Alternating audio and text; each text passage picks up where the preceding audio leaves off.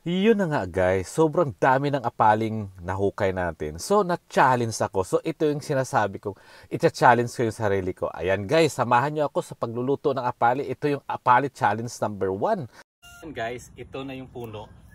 At ito na yung laman guys. So, ayan. So, kaya na. Ang laki guys, ang laki. So, yan guys. Ganito kalaki ang laman ng tinatawag na apali. Matamis-tamis ito guys.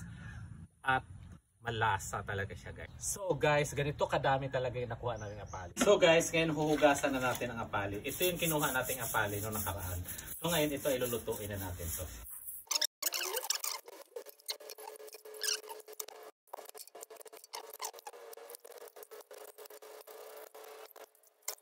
So guys, nakita nyo ba to? Nakita nyo yung maliliit na mga parang balahibo o ugat. So ito, hindi ito nakapasok sa loob. So sa labas lang ito. So ngayon malinis na. So babalatan na natin to guys.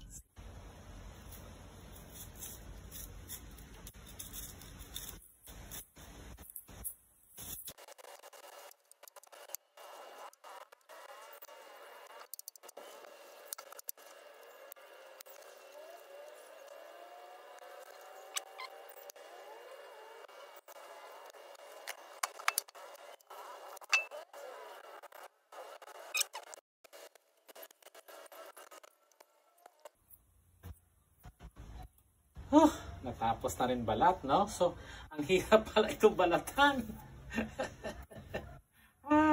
Natapos na rin sa wakas balatan.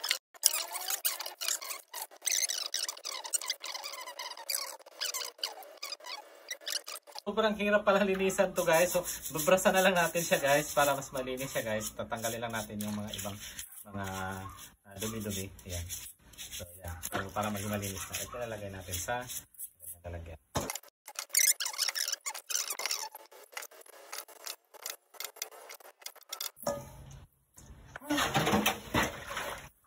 Tapos din. Ayan. So, lalagyan lang natin ng tubig guys. Ayan. Ayan. Tapos, lulutuin na natin ang ating apali. So, yan na guys. Yan na. Ito ng apali natin. So, ililinisin na natin. Yan. So, para maluto na natin. Yan na guys. So, ngayon ang gagawin natin, hihiwa-hiwain natin tong mga apali para ilagay natin sa ito yung lalagayin natin.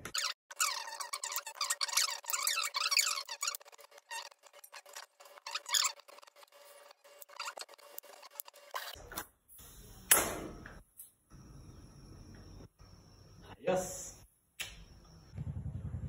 Guys, dahil naluto na natin yung isa pang luto, so ngayon gagawin natin, try natin gumawa ng tinatawag na french fries. Okay, halika, samahan niyo ako sa paggawa ng french fries.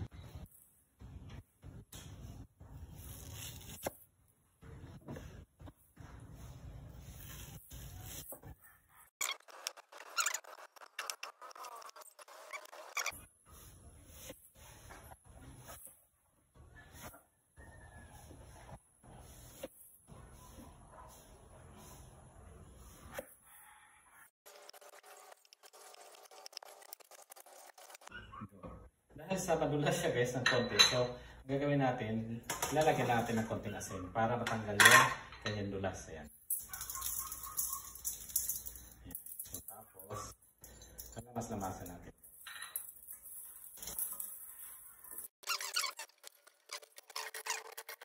Ayan guys, so yan, so nalamas na natin, so lalagyan na natin ng konting tubig.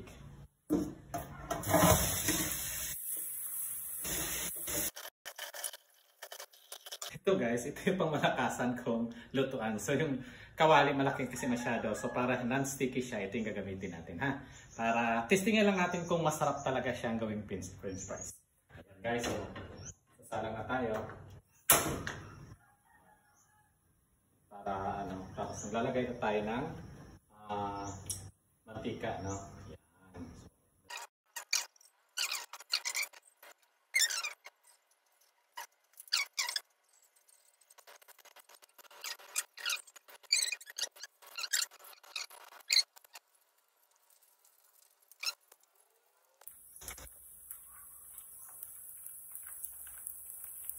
Ayan na guys, ang ginawa nating french fries. So yan guys.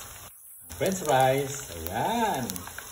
So yan. So ito na yung mga dati nating hiniwa-hiwa. At saka ito yung nakaready yung ating paglalagyan ng french fries para ma-drip or ma-absorb yung oil. Ayan na guys. So parang french fries na guys. Pulang-pula na. Ayan. So yan. So tikman natin kung ang lasa talaga ito. Kasi ito yung pwede pag-alternative natin sa sa french fries na nabibili natin. So, guys.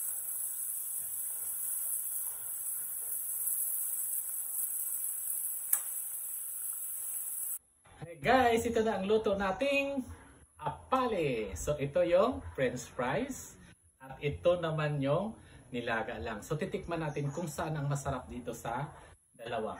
Pero guys, watch out, meron pa akong gagawing luto sa apale. Abangan nyo sa sunod na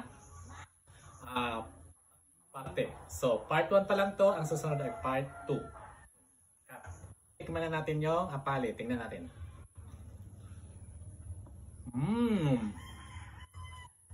Sarap guys. Kahit wala na siguro sa usawan.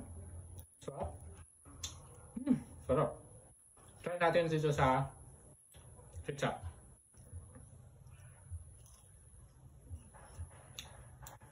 Sarap guys. Sarap. Sarap. Ang kagandahan nito guys, hindi siya naghihiwalay. So, ano siya, malutong siya guys. Kahit wala ng french, wala ng ketchup, okay na ako. Pero tikman pa rin natin, ba?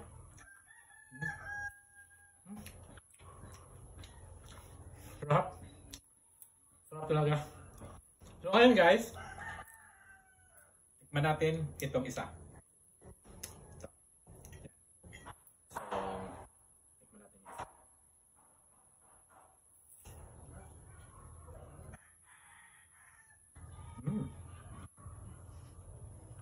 Sarap.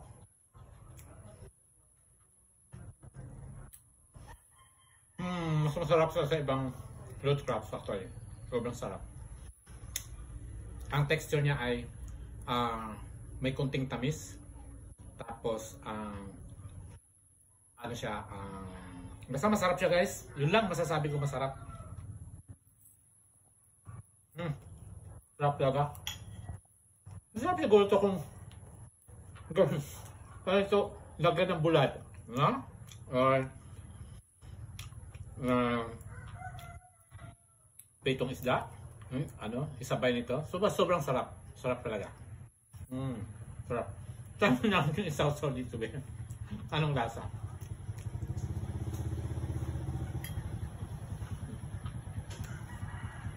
Masarap din siya guys, pero mas masarap ang ginawa natin na parang french fries para dito. Pero sa pandasa ko lang yun. Pero mas masarap talaga yung dalawa. So, abangan nyo sa sunod na part 2. Ang lulutuin ko ay kakaibang luto ng apale. Guys, masarap kabayin. So, grabe. Delicioso. Sarap talaga. Sarap. Delicioso. Sarap.